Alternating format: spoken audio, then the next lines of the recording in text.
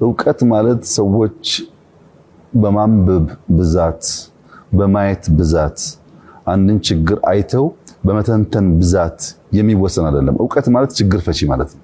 አወክ ማለት አንተ ችግር ፈታህ ማለት ነው።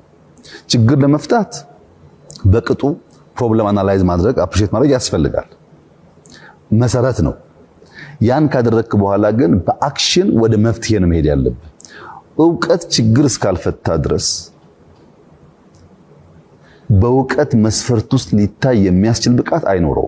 ነገርየውን በመተንተናችን በመናገራችን ብቻ አይሆን። ለምሳሌ ግሪን ዎሽ እና ግሪን ሌጋሲን በውድድር እንመልከት። ዓለም ላይ የኢንቫይሮንመንት አጀንዳ፣ የግሪን ትራንዚሽን አጀንዳ የሳር ቅጠሉ ነው። የሁሉም ሀገራት የመሪዎች፣ የአዋቂዎች፣ የተመራማሪዎች ሁሉ አጀንዳ ነው።